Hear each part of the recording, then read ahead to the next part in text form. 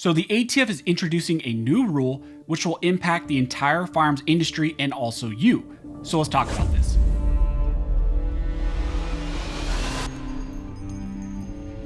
But real quick before we jump into this video, if you think the ATF needs to be abolished, go ahead and hit that like button and subscribe. Also, I want to thank one of the main supporters of this channel, which is USCCA. Through your membership, you get training, education, and self-defense liability protection. So if you carry a firearm, I highly recommend you take a look into USCCA, and I will leave a link to them down below if you're interested. Also, I want to mention that we have channel merch available. A lot of you have been asking me about the shirts that I wear. This shirt, along with the Text, History, and Tradition shirt, are my channel merch. You can find links to those down below. And actually, at the end of this week, we are also going to be releasing patches if you would like to pick some up. So like I mentioned in the intro, in this video, we're going to be talking about a new rule which the ATF will introduce really soon, and they plan to finalize and put into effect next year. Gun owners of America, along with even mainstream news media sources like the New York Times, have been putting out statements that the ATF is going to release a new rule, a new gun control restriction, a new regulation that they're going to use, and they're going to expand on some language in the Bipartisan Safer Communities Act. Now, if you don't recall what the Bipartisan Safer Communities Act is, it was a national gun control bill that was passed after the recent incidents in Uvalde. It is the bill that allocated close to $1 billion of federal funding, which is going towards various school programs, along with gun control initiatives like incentivizing more states, more localities to pass red flag laws, and then also incentivize those states that already have red flag laws to actually use them and to implement them more aggressively. Now, this new rule that the ATF will be introducing seeks to utilize some definition changes that were passed in that new law, the Bipartisan Safer Communities Act. In that act, Congress changed the language of engaged in the business of dealing firearms. Under the new law, they changed the definition of engaged in the business in a way that makes casual sellers of firearms or potentially one-off sales also subject to the FFL licensing requirements. The prior definition of engaged in the business of dealing firearms included language that states you are doing so with the principal objective of livelihood and profit. The Bipartisan Safer Communities Act, however, removed that language and inserted some new language, and instead now it's going to read, and it is reading, to predominantly earn a profit. So there was a slight change in the language, however, it's having huge ramifications, and that's what the ATF is using for their new rule. The FFL requirement is claimed to no longer be tied to someone running a business where the sales are meant to support that person's livelihood and to make a profit. Instead, now the language is predominantly earns a profit. So you may be asking, what does that really mean and what does this boil down to? Well, the new law changed that language to where if someone, essentially anyone, if anyone sells firearms with the primary intent to earn money, then the ATF can potentially claim that you are engaged in the business of dealing firearms and that you must have an FFL license. They added some language saying that you could claim potentially that you are simply reducing your collection or trying to improve your collection by selling those items, by selling them to someone else. But where the ATF was actually going to draw that line and where they're going to interpret that, right now we don't know. That's really one of those big concerns. Even more concerning, some of that language in the act doesn't even say that the government has to show proof that you actually made a profit. All they have to say is that you potentially made a profit or allege that you made a profit, and then you could be open to criminal liability. Now, after that act was passed with the help of rhinos in the House and Senate, one of the big questions is, what was the ATF going to do going forward? Well, now we know that the ATF plans to drop a new proposed rule soon before the end of this year. Right now, we can't actually say 100% for sure what the new rule is going to be, what language is going to be in there, but based on some of the language in the Bipartisan Safer Communities Act, some inside sources from other organizations, and then also prior actions of the ATF and the Biden administration and the Obama administration, we can make some strong educated guesses on what this new rule is actually going to do. GOA has actually put out a press release with information that they gathered on what this rule will actually probably look like. And this press release by GOA states that, what do we know about the upcoming rule? 1. Universal background checks, especially when implemented by executive order, are a blatant infringement with no basis in the text or history of the Second Amendment. They're hinting at Bruin and how this rule by the ATF is probably going to be challenged because it violates the Second Amendment. 2. The New York Times, which leaked the majority of what is publicly available, stated that the proposal is expected to be released soon, with a final rule to be published in the second half of 2024. So what it looks like is they're going to introduce the proposed rule before the end of this year. Then they're going to do the comment and notice period.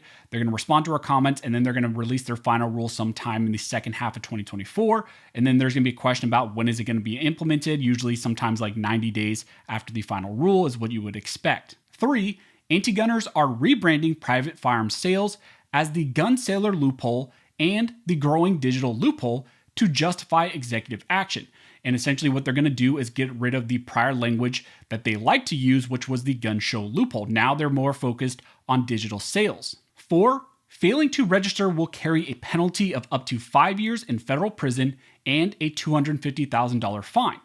5, expect anyone who makes a profit, perhaps as little as $1, to be prohibited from selling their privately owned firearms without a federal firearms license or a background check. 6, expect a maximum number of firearms sales that a private citizen may engage in per year without needing a FFL license. Anti-gunners want to limit collectors and sellers to 5 guns or fewer.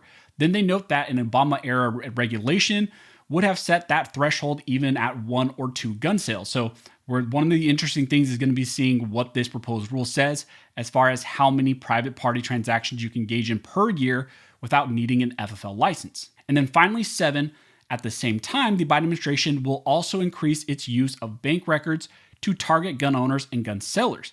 So then they're going to try to track more sales, track your information even more aggressively, look at bank records to try to figure out who needs an FFL license, and potentially they can take action against you based on your own bank records. Now, some of the concerning things with all this is that the ATF will try and treat most digital sellers of firearms and maybe even parts as engaged in the business of dealing firearms, and then try to require them to get an FFL license. And if they don't, then you can spend time in prison and then also pay a hefty fine.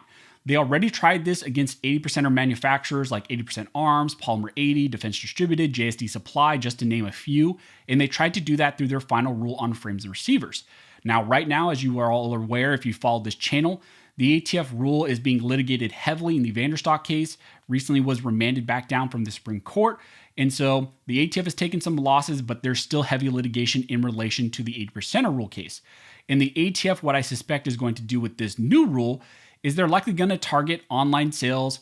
They're going to likely target these 80% of manufacturers once again, try to once again require that they have FFL license and kind of just double up on the prior rule that they did with the unfinished frames and receivers. The ATF will also likely try to heavily target online stores like Gunbroker, Arms List, and some others.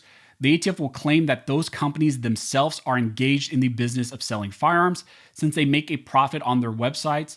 And therefore, likely what the ATF is going to try to do is they say that those websites must actually have an FFL license, even though maybe they're just a storefront essentially. They're not actually selling firearms themselves, but they're going to target various online stores probably through this new rule. Also, like you saw GOA mention, there's going to be huge ramifications for individual sailors like me and you.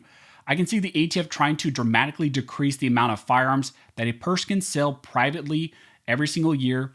They're throwing out numbers like 3, 4, maybe even 1 or 2 without you needing to get an FFL. So depending on how aggressive the ATF wants to be in this proposed rule, they could try to reduce it to 1 sale a year. And if you do more than 1 private party sale a year, then all of a sudden you need an FFL license. Now again, nothing is set in stone until we get the actual proposed rule language, but I wanted to make you all aware of this because this is something that is coming.